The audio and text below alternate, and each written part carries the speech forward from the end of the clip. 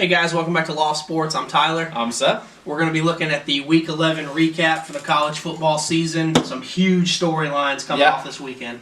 Yeah, I mean, let's be honest, it all starts with the biggest game of the week here, probably the biggest game of the college football season. Talking about LSU, Alabama.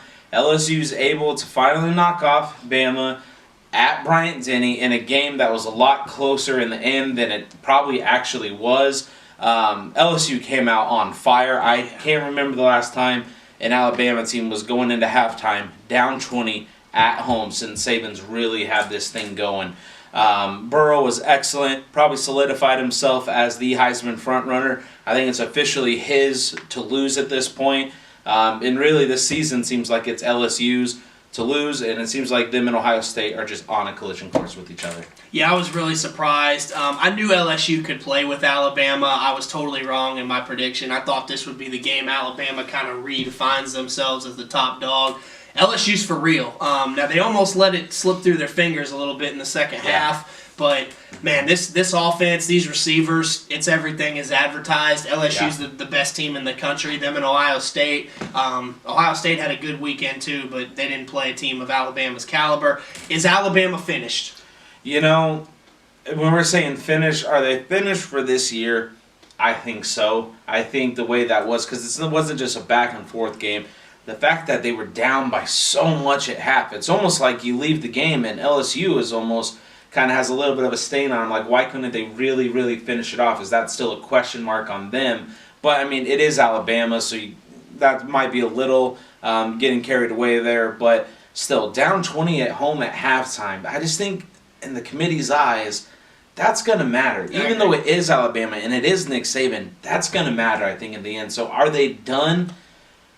I think so, because I don't think that their remaining schedule is that strong enough. I mean, if Auburn was better this year, if Auburn was a top 10 team, maybe. Like, I could see that. But I don't think Auburn's going to be in the top 10 when they play. Auburn's might even have another loss before they get to Alabama. So the rest of the schedule, it finally caught up to Nick Saban. His powder cake schedule finally is biting him in the ass this week, or this year.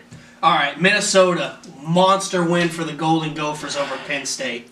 Yeah, I mean, it is what it is. Got to give the credit to Minnesota there. As a Husker fan, I don't really like it. PJ Fleck's doing in year 3 what Scott Frost is supposed to be doing. For Nebraska's not doing it yet, but you got to give it up to PJ Fleck in Minnesota. That was a huge win, a program-changing, defining win. Minnesota, are they really for real? I don't know. I'd still like to think a lot of that had to do with Penn State playing bad. I need to see them play. So you think this is more about Penn State than it is about Minnesota? I do. I think Penn State was maybe a little, overrated, a little bit overranked. Receivers were dropping balls all game. It seemed like there was a lot of mental toughness things that weren't there that you'd expect from a top 5 team. Am I saying I'm not trying to take it away from Minnesota? I'm really not. I just think that Penn State wasn't as good as they were advertised. Minnesota's still probably a top 15 team this year, but I don't know if they're necessarily a top 10 team like some people are saying. I don't really think they have any sort of legit chance at getting to the playoff. I still think they're nowhere on Ohio State's level. I just need to see them do it against one other good team other than Penn State is what I'm getting at. Fair enough. Baylor survives on the road, and Oklahoma survives at home, keeping them on the collision course. We'll get more to that preview in our next video. But talk a little bit about Baylor and Oklahoma surviving. Baylor's one of the surprises of the college football season, them and Minnesota. I forget the coach's name. It's slipping my mind right now. Matt Rule. Yeah, Matt Rule and PJ Fleck right now of your Coach of the Year candidates. It's been a really surprising year from Baylor. Oklahoma's been continuing to do the same things, but Baylor just keeps surviving, keeps finding ways to win. A little bit of grit from them that's kind of rare in a Big 12. A Big 12 and program. Oklahoma is still alive, but man, they really need to start winning these games by more than a failed 2-point conversion.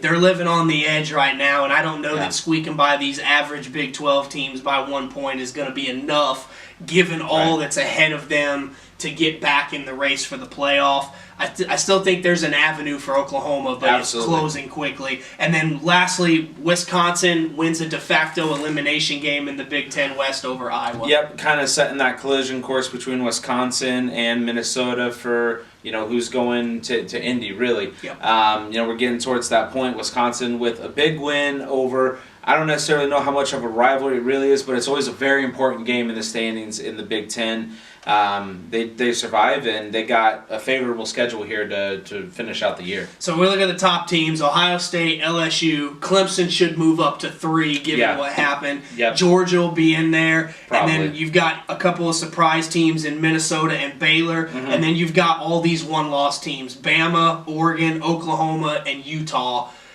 Which of these teams in that latter group do you think still has the best chance to get in the playoff? I think it's down to Oklahoma and Alabama just because of who they are, the pedigree, the resumes. We know who they are. There's no questions really to be answered. It's just whether or not are they a top 4 team this year or just a top, on the top fringe. 6, right. Yeah, I mean, it's Oklahoma and Bama. If they both miss out, they probably will end up 5 and 6. They'll probably play each other in a bowl game. That's what I'm saying, yeah. So, I mean, I think those two are clear-cut, the best 2 programs, best 2 teams out of that. Then you get into the Oregons and teams like that. Okay. All right, guys, we'll come at you with our Week 12 preview later in the week. This is Tyler and Seth for Loft Sports signing off.